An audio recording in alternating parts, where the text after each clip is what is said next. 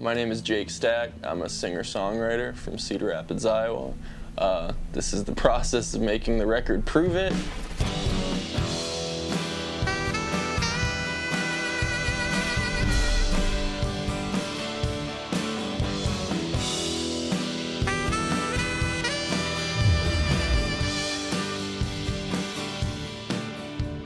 Inviting some sort of filming, like the one thing I don't want to do is be like, well, I don't want to come across in any specific way. Even though I have a goal in mind, all I'm going to try and do is be genuine on camera, and then, yeah, like sort of the same thing with my music. What people do with it from there is sort of what they want to do or interpret, but I do want to put it out there, you know. The Artisan Studio at Brucemore has been here for about 3 or 4 years. In the region, there isn't really a place for original artists to cultivate and facilitate achieving goals as a professional artist. Brucemore has always been kind of poised to be a hub for upcoming artists who want to create their own fingerprint. The moment we thought of Jake as a candidate was when we first heard him play out. And when we saw him, he was very confident on stage, and he was a great performer. But not only that, his songs were really solid, and you can tell that he puts a lot of work into his shows and into his music. He understands the business side of the music business enough, which is how this film came about. Not our idea, his. He looked at it as, I want people to be able to know where this music comes from, get to know me through the music. So he's a true rock and roll guy from that, but he understands the music business of today, which is how you get this film. So really, like, I mean, those garage bands was that. I think we played, like, out a couple times opening for my dad's band, you know. But when I was 18 or so, I started the band The Unincorporated, just with some friends, and that's the band that I've been in up until I started doing solos. Yeah, it was me and my friend Jesse started it. That band has had like 25 people in it. It's kind of like, it's kind of an extension of the, like, just roping whoever had a drum kit and guitars into coming over to my garage. I think I've grown a very thick skin to the short-term ups and downs. I think through my experience playing hockey, and then even sort of my early experience with music, like you can't do that to yourself if you want to do this for a long time. And I think, you know, music, one of the things is people burn out really quick. And I think in the people that I've seen who burn out, it's because they're very up and down with every positive and negative. And it's like, if you knew that you were going to do something for a long time, you would of course not be as worried about it. But when each individual thing feels like the most important thing in the world, that's gonna give you those crazy ups and downs, and that will take a toll and burn you out. But like through the pandemic of being isolated, and then like, okay, I'll do stuff just on my own with an acoustic guitar. Like the freedom I've found through that, just sort of leading me to like this realization, like this is probably the best way for me to do this. May 20th, we're at Flat Black Studios. The closest town is Lone Tree, Iowa. I think we come in from Hills, technically speaking. Yeah, we're just here to start recording some songs for the record. So the first song's called Prove It, and it's probably the title track to the record. And Prove It is actually the newest one. I wrote it the most recently, and I realized that it kind of gave a theme which made picking the rest of the record easier.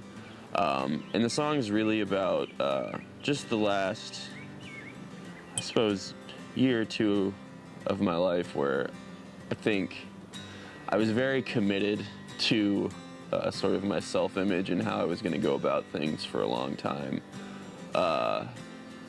And that got challenged pretty profoundly. And so, I mean, the songs are all going to be interrelated about that, but looking at yourself as something to work on as opposed to a finished product, and what that's going to mean. And essentially that means you have to prove it every day. You can't just fall into like, well, this is how I am, this is how I do things. Trying to push yourself and the vulnerability that comes with that.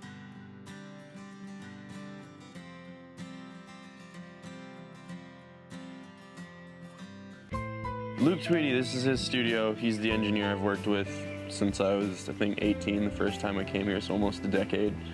Yeah, and he's very strict on that. He is an engineer, not a producer.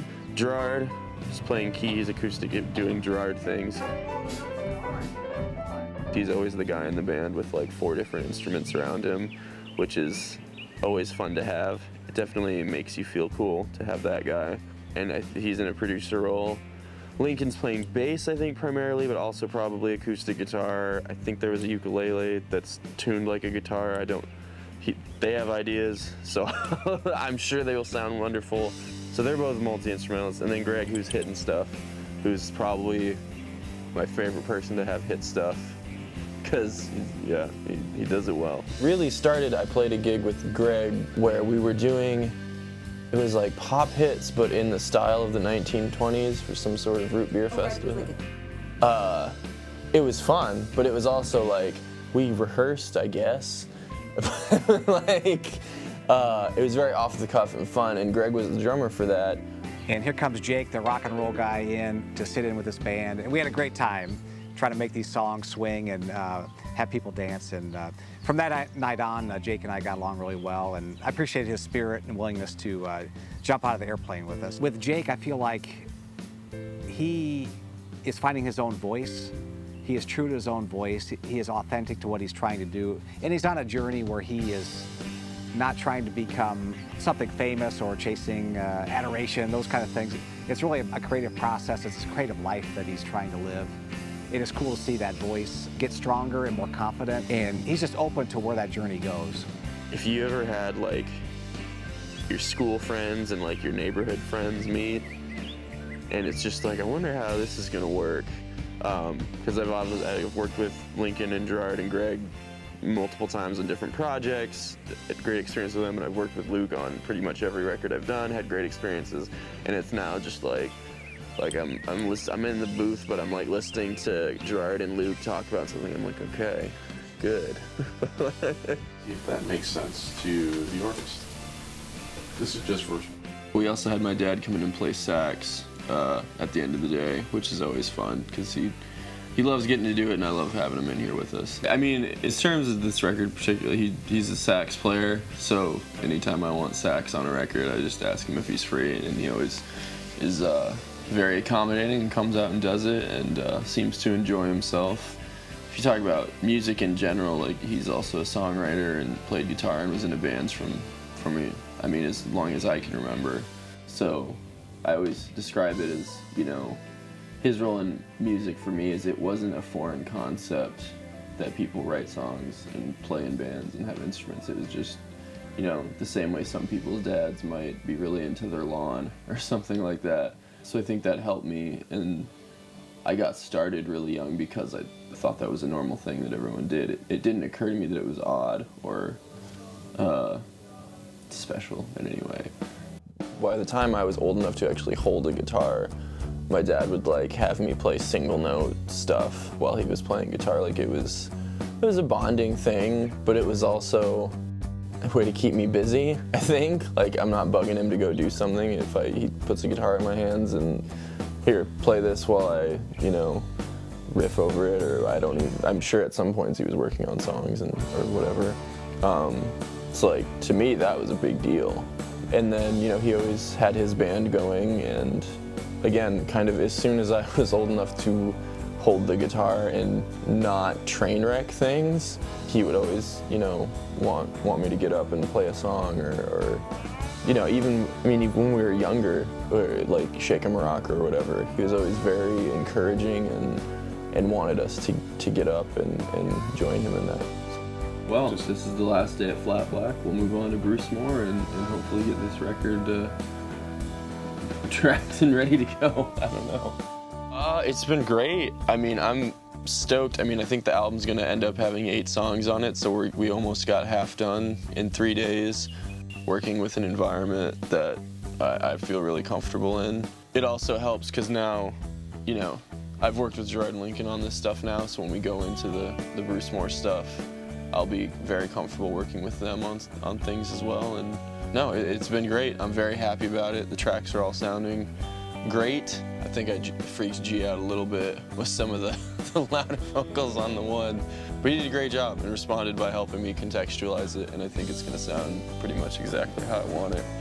And then after that, we were just like, you know, is there anything we can do without drums? And we started working on Drive acoustic and really just did it live on the floor, which was awesome. So even in, I mean, it was in a pre-production meeting, and we just thought, yeah, here's kind of the general idea for it. And I think it was cool. I think the coolest thing, so talking about doing the sort of heavier vocals on the one song, is I kind of shot my voice out a little bit.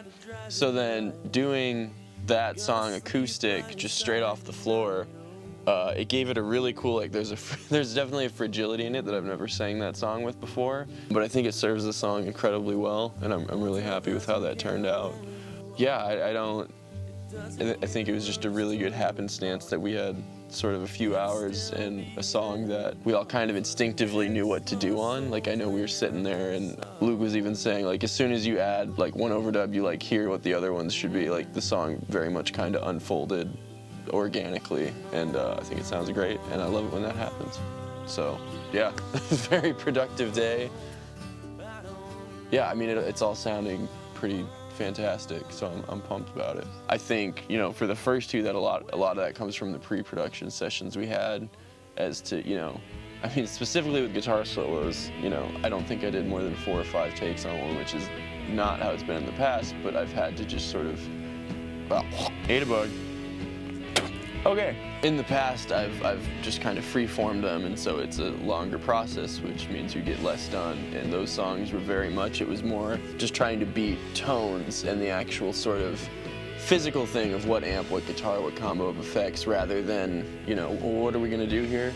And then sort of capping it off with the end of the day, having a very free, just sort of like, let's just try this and see how it goes. I think it was a great experience, and I'm very grateful for the setup we've got here. Yeah, I mean, from here, I think we've got maybe a week or 2 off, and then we're gonna do more songs at the studio at Brucemore, which is G's home studio, which he works out of. And yeah, I mean, like, we did the demos there, so I'm familiar with it, but it'll definitely be a different setting, but feeling really good after the stuff we got done here going into it. And yeah, I mean, if things continue to go as sort of well as they have, I think we'll have a lot of time to really refine these songs and feel good about them before we put them out. Just grateful for the opportunity, really. I didn't know, you know, when it was offered, I was kind of like, okay, you know, that sounds cool, but really just getting in here and being able to do these songs with their input and knowledge, and just having, you know, the creative people really just there to serve the song, like I'm really seeing the dividends paid for that. Yeah, just very grateful for it all. So looking forward to doing more. We just got back from Flat Black, and working there was really great. Jake was very comfortable. We didn't change the process much at all, except for the addition of time and having a dialogue between ideas. But now we're gonna go back here to the Artisan studio, where things will be a little more foreign for him. But to cushion that disorientation, we're gonna bring in his longtime friend and band member and collaborator and fellow musician, Jesse, who he's known since, like, I don't know, probably, I think, like middle school or something. They go way back, and I've heard he's a great guitar player. I'm really looking forward to working with him. Yeah, they're following the Dave Grohl advice. Yeah. Start young, go into a garage, make 9 bands, play. Suck for 10 years, and then learn how to be good. Yeah, they're living that life. Yeah, for sure. Yeah. We both knew that we both played guitar and that we both liked the same style of music. And one day he hit me up and asked if I'd be willing to play guitar with him. And I said yes. And then we realized we had a lot of really good chemistry as far as writing music and playing guitar. So. Like the first exchange we had, so like we started the band while I was still playing junior hockey in Pittsburgh. So we like got stuff together, played a couple shows, and then I was gone for the winter again. The song that was the first time like it was fully like just collaborative as opposed to just like get in the room and figure stuff out was a song called Pretend, which was on the first unincorporated EP that we put out. You sent the riff first, I think. Yeah, I wrote just a random guitar part, and I was like, this is cool, we should turn it into a song. And he's the songwriter, so I sent it to him, and he wrote a full song to it, and it was awesome. There were a lot of times in my life where I felt like I didn't have anybody, you know, to lean on or to turn to. and Jake was always there, always. And I feel like a lot of people feel that way, for sure. The impact he's had on my life and me as a musician, I wouldn't be able to say that, you know what I mean? There was a long period of time where we didn't play music together, and I just didn't realize, like, you know, the positive impact that music and just being around him and hanging out had on me. So I don't even think he could begin to understand, you know, the positive impact he has on my life daily. Because the sound of Deluxe is way warmer than the SM, but the SM has that grit. Yeah, we just finished mixing, it's always quicker in person, which is nice. So yeah, it was really just a few small things here or there, and it sounded really good. So I'm happy with the record, for sure. The new record is called Prove It. I mean, that song came along later. So there was like the initial pre-production stuff in February, and I think 2 or 3 of the songs that ended up on the record actually were written after that. Prove It just gave the most direction for the rest of the songs, and being about myself over the last 2 years or so and the changes that have happened with that. And I think it's also, I think it's something I always try to be conscious of, is it's very easy to get complacent in sort of the DIY music world. And so I felt like with this opportunity, it was like, okay, you have more time, you have more resources, make a better record, you know? And so yeah, that's what I'm trying to do. Now it's all sort of said and done. As the songs are distributed, as people get to hear them, as they get to see this film, it's really interesting looking back at somebody who is like, I'm just wanting to work on my tunes and have an opportunity to experiment and do all of those things. From Bruce Moore's perspective, the success is seeing Jake promoting it, going out there playing show after show after show, that somebody can go, hey, we got to know Jake Stack. In the same way that Jake hopefully gets to go, I've grown to know me as well. Yeah, work hard, be on time, and don't be an ass. There you go. Yeah. I think every song accomplishes what I want it to accomplish, so I'm happy with all of them. I mean, I'd say pre-production was probably of everything that happened, it was the most different and I think the most beneficial. Like, I think I really enjoyed hearing suggestions and part differentiation and different ideas, but then also the element of planning to it. So probably the biggest difference, like guitar-wise, was I pretty much knew all the different possible parts, and that allowed us to track and then focus more on the sort of finite details of tone and stuff like that. And I mean, that kind of goes along with instrument selection. I'm not sitting there trying to figure out a part so I can try 4 or 5 different guitars on it. So that was fun. And I mean, as far as tracking goes, I think the pre-production led to tracking being a lot more seamless and then being able to have more exploratory time as far as like tones and instruments go.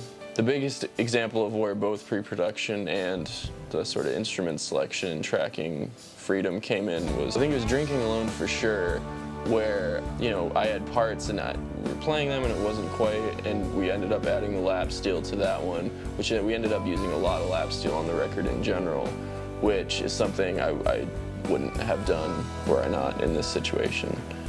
And yeah, it's fun. And now Jesse bought a lap steel, so it's fun. I think, like, the end of the song Forever, I don't remember whose idea it was. I don't think it was mine. Or we kind of knew it was going to end, and then on the day of tracking, we actually went through and figured out, okay, let's do that. And I love that ending now. It's one of my favorite parts on the record. I think the record is interesting because there's some of the, like, loviest songs, but also some of the most, like, transparently mentally ill songs I've ever written. And I think people don't usually associate those two things. I hope it's made an interesting piece of art. What goes along with that, I don't know. Aside from creating the album, do I have any other goals for the artist in the studio? To have these interviews make enough sense so that people who care to watch whatever the result is have the opportunity to know me a little bit. And also to not be an asshole. Yeah. That's pretty much it. My name is Jake Stack. I'm a singer-songwriter from Cedar Rapids, Iowa. This is the process of making the record Prove It, and you can listen to it now wherever you stream music.